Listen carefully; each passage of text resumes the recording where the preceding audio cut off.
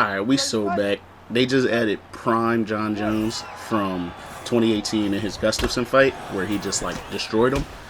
Yeah, man, I'm not gonna lie. Peak Jon Jones is exactly what we need in this division. He got grinder for clinching, which is clinching on the feet.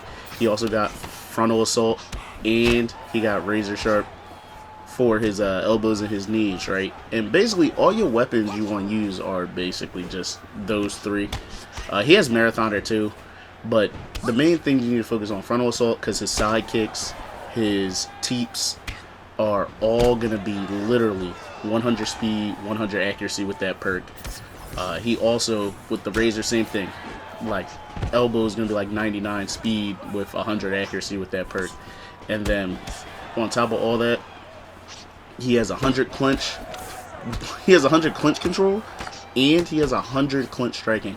So, when they try to get too close and you get in the clinch, perfect. You're going to be just like Prime Jon Jones. So here, really am just trying to simulate that, which is they get too close, we work our jab, we work the clinch, we work our teeps, and we work our obliques. So I was just watching the Glover fight, right, where he fights Glover, and pretty much all that fight you start to realize what he's good at. Like, Jon doesn't just throw kicks, he'll throw a lead body roundhouse out of orthodox, and he throws his jab out of orthodox, right? But he switched back and forth a lot.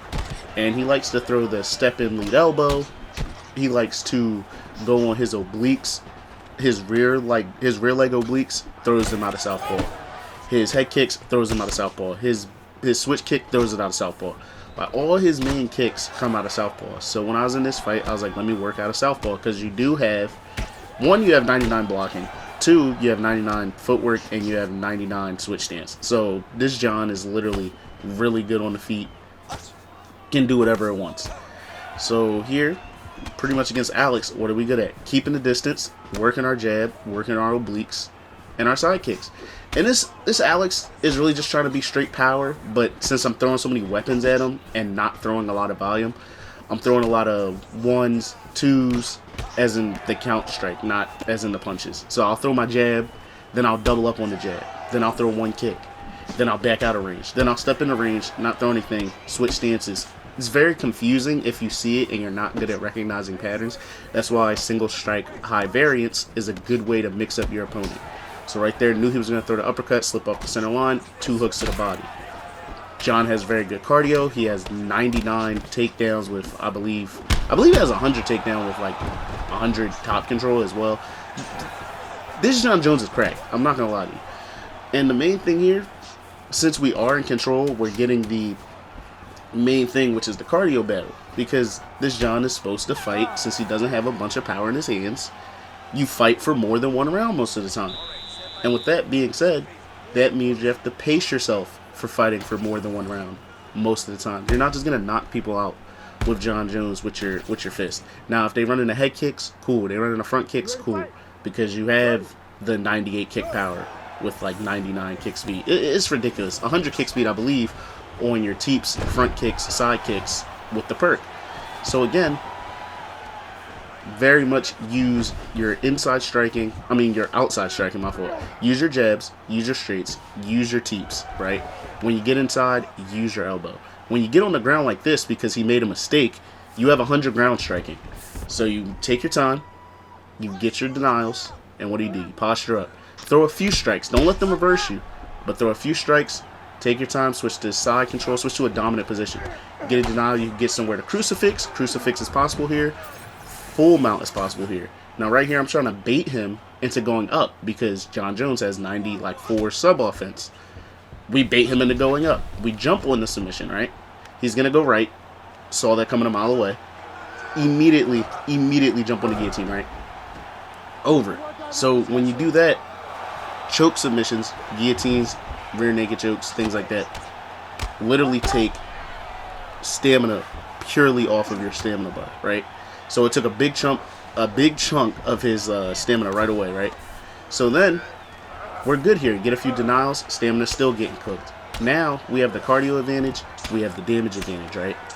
Only thing we need now is a finish. Now, do we want to sub him or do we want to get on the feet?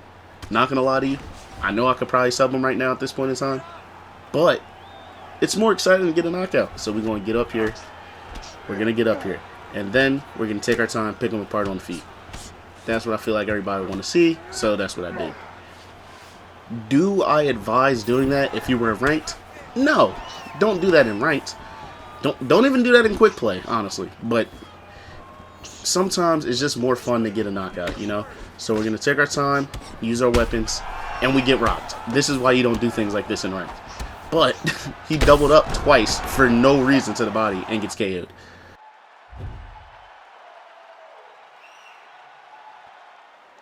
Ready to fight? And just like that, we're on to the next fight. Now, Jon, what's Jon good at? Calf kicks, power, lead hooks, you know, the whole nine. Good stuff up top, good leg kicks down the bottom. So we're going to take our time because we can't go in here and box with him, but we can use our length, use our range, use our takedowns, right? Now right here, he's just trying to, feint his ass off to just set up something that's not there. So I notice he's just jumping left and right a lot. He's trying to set up head kicks. So I'm thinking in my head, I could possibly bait out a head kick counter, which if you watched any of my videos before, you know I like head kick counters. Secondly, if he does just keep going to the left and right like that with major lunges, if you were to do that in the pocket, throw hooks. If they lunge in like this, where he's just rushing in, throwing combos, jumping in with what was that, a lead body hook from out of range, you can throw straights that just hurt people bad. Now right here, not gonna lie, when he rushed in like that and it whiffed, I tried to clinch him and land a body knee real quick because, like I said, you have 100 clinch control, 100 clinch striking, which means everything is hitting full force. So I tried to get that body knee off, still got it off, but it wasn't what I intended, right? So right here, we're locked in, clearly, moving our head. Saw him go into the body, tried to double up, throw that uppercut. Anytime you see somebody try to double up to the body, throw that uppercut. Right here again, locked in. See everything coming, right? What does he throw most of the time? He's starting all of his combos with 1-2s.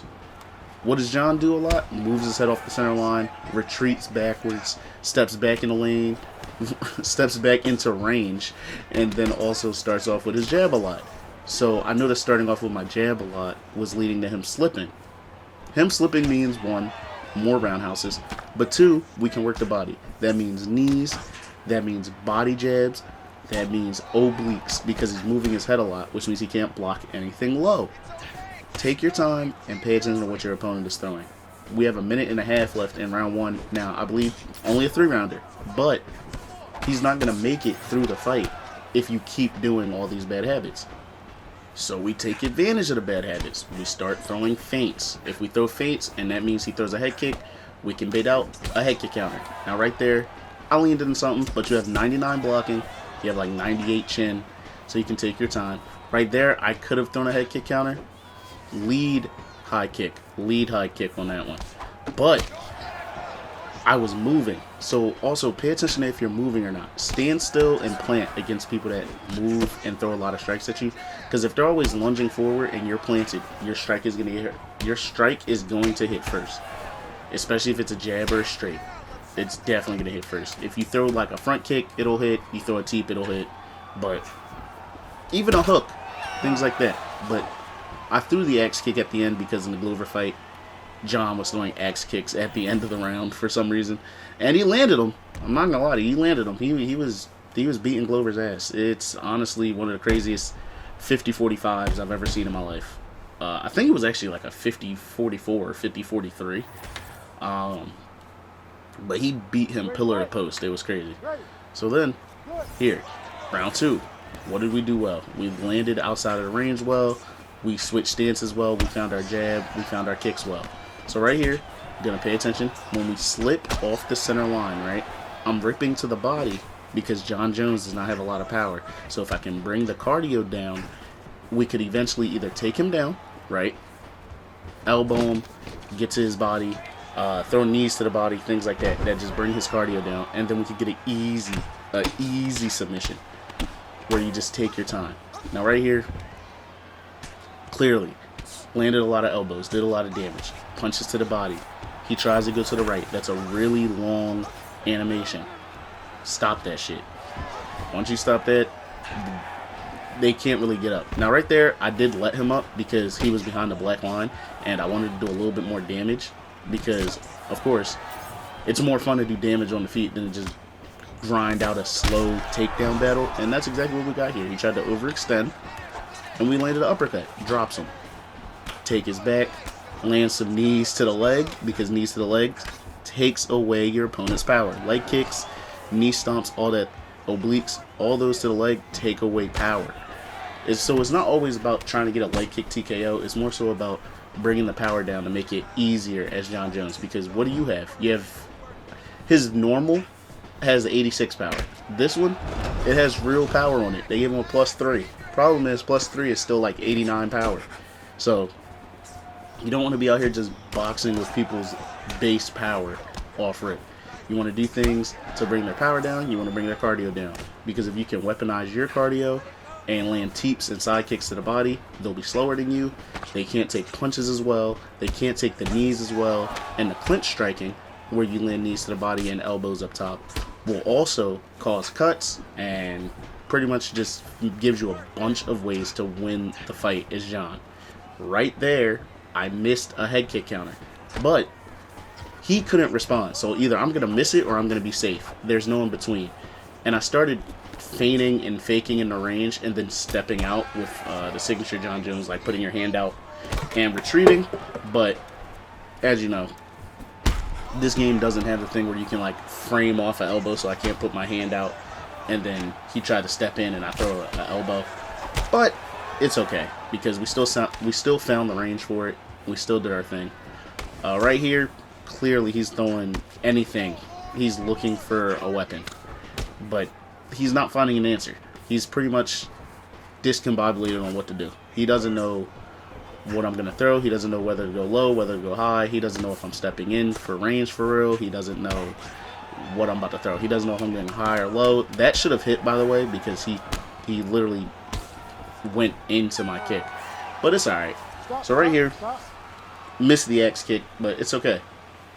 We're going in round 3. We're keeping a little bit of a higher pace because we know it's only a 3-round fight. So you take your time. But to a degree, because you can sprint a little bit more with your cardio in a 3-rounder than a 5-rounder. If I was fighting like this for a 5-rounder, I would only have cardio for round 3 and barely round 4, and then round 5, I would be dead tired. You don't want that. So here again, we start on orthodox, take our time, land that kick to the body, land an oblique, land some stuff up top. Pretty much just mixing them up, right? He doesn't know if things are going low or high, which means most of our stuff is going to land. Jab, fake the jab. Uppercut. Pretty much everything you want, right? Then we can posture up here. You hold R1 and you flick the right stick up because we have the stamina advantage. Beat on him. Jump to side control. Just do anything you want, right? And we get here because he's done enough damage. Ground and pound with the 100 ground striking. Fight over. And that's how you use Jon Jones. The new peak Jon Jones, amazing. Can do anything. You can really do everything with him. You just got to take your time and pick your opponents apart. I think it's smooth. I really do love the new Jon Jones. Probably the most fun I've had on a Jon Jones in a long time. Like probably since UFC 3. I don't really use Jon Jones like that, but this makes him very usable. And if you want, all you got to do is play 5 lightweight fights to get him. Light heavyweight, and he's yours. So you know, definitely try to use him, have some fun. You know, until we get UFC 6, this is what we got right now. Ladies and gentlemen, and if you like the video, like, subscribe, tune in for the next one, and I'll be back. Next video is going to be Justin Gaethje, ready for the fights this week, and that's it. So you know, I'll see you in the next one.